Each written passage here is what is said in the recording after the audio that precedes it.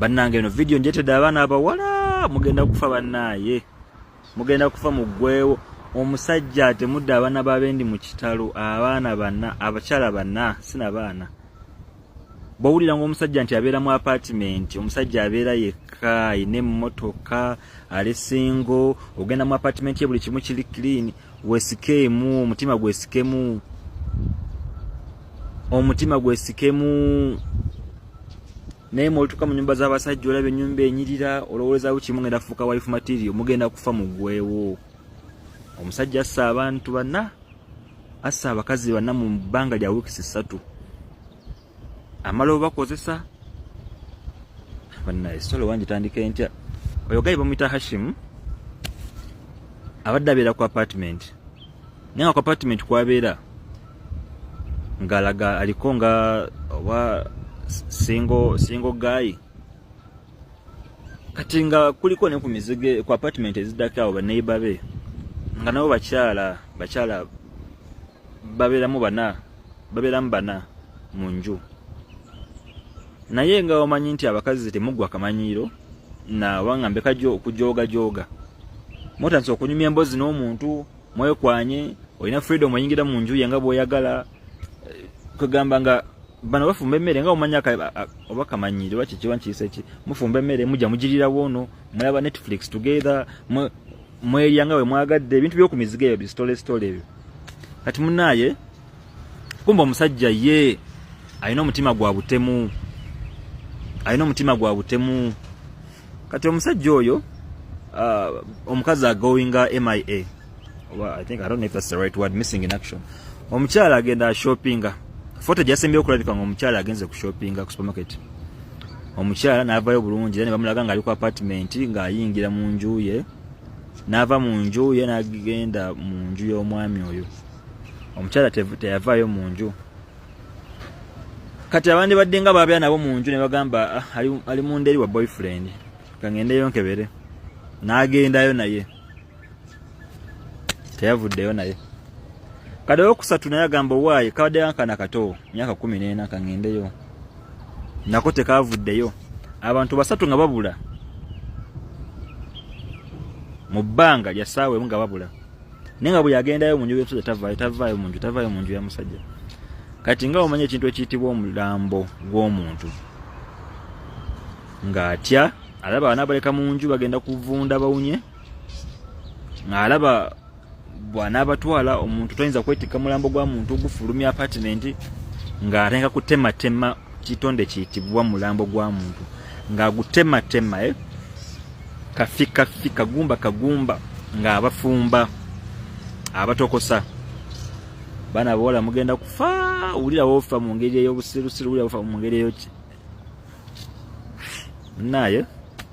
ng'afumba mirambo giri eri ng'agiteeka ku hot gas wagiyite high temperature gas ng'agifumba nga ogamba ofumba ennyama ekaluba esobola okugonda yonna ng'atokosa mirambo gy'abaana nga gigonda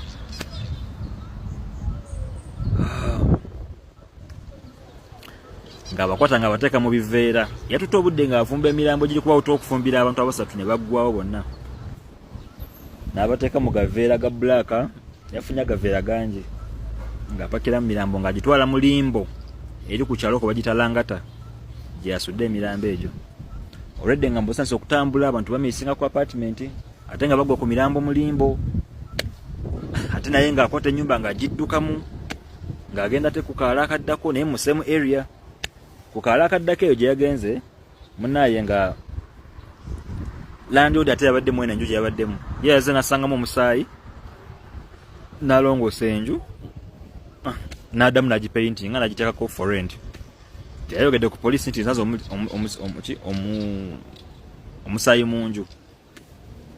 so oli gyagenze ku apartment eddako ku kyalo ekiddako mu bbanga lya nnaku 2 nga yakatuukayo era ng'afuna akawola ke yeegomba atambula n'ebintu bye afuna apartment n'agifanishinga bulungi mu bbanga tono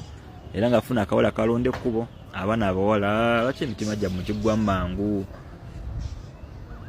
ng'afuna kanakawola ng'akalya amala okukalya ng'akatemula ngeri y'emu era ng'akateeka mu biveera atwala ku limbo ng'asuula kati kulimbo wabaawo omwamu wetegereza nga abawe ekifaananyi abasirikale ekifaananyi ky'omuntu ekifaanana kye banoonya kati munaye bo nga bo badde balina suspect gwe banoonya yadduka mu nju eno baneiba bamisinze wala magumba ge balonze mulimbo ate at the same time neiba abagwandi badde bebuuzako nti wasembadde okulaba bana abakyala naye alaga ennyumba agisenguseemu balenga ku trackinga neiba ono yavudde mu nju badde basanze emirambo mingi ennyama y'abantu nnyingi ku limbo which means abantu badde basulukamu basatu mu bana ate ne bano badde bamisinga mu nju kati nga bali very sure nti bana abantu abamisinze mu nju gyegire emirambo gye basanze mu limbo nga bagifumbye naye kati nga banoonya neighbor ono omusajja ababuulire wasembadde okubalaba nga omanyi okufuna first hand information okuva ku ba neighbors munene nga yava mu nnyumba ate mu bbanga lyalina kunnya ate nga baleeta omulambo omulala bagusuulawo nera nga gufudde mu ngeri y'emu era kusooka gutokosa gusuula mu limbo kati batsolako kifaananyi bassa ku TV mawuli alabye ku muntu bwati ne bwati musajja wa kirevu mugwira biki kati kumbe ye abadde alimbanga abawala nti munnaye yavuga motoka school bus bana basomero mu Kenya naye ate nga tabikola yali adduka Somalia najja mu ggwanga lya Kenya nga ye adduka y'emisango nayingira Kenya atandika obulamu bupya laba tewadda kubatuuza nakati nabo kubatta nabo bambi so bano babimubuuza nga bamaze omukwata nayogera buli kimu nagamba yasooka kubakozesa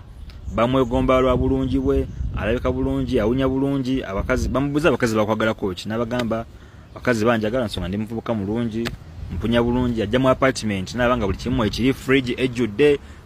TV alabanga bwayagala wuli ebintu ebimalamu abaana bawala TV alabanga bwayagala fridge ejjudde ekitanda kigazi kikomeeri mu nju alimu yakayeka tawulira yadde mu katonde ka noise ka muwala ina mulala nawulira nga omuwala yatuuse kati omuwala watukamu situation yokubanga alaba ono gaya yali single alaba ye nga yasobola okufuuka wife material kumbe kali katego kakumujambula mu bwansi so yalogedde ku polisi naye regardless of okubanga bafunya magumba naye mwenyina admitting nga nabatta bamusindise bagenda musalira omusango nga nakuza mwezi 2 December so ali ku remand already bamuyina mu custody naye ebintu bizuuka bingi story ngenda kudda mungi bawe ndowooza nga tufunye bulungi information entuufu naye abaana abawala mulekerawo okwemalamu n'ebintu ebitono mugenda kufa mu ggweewo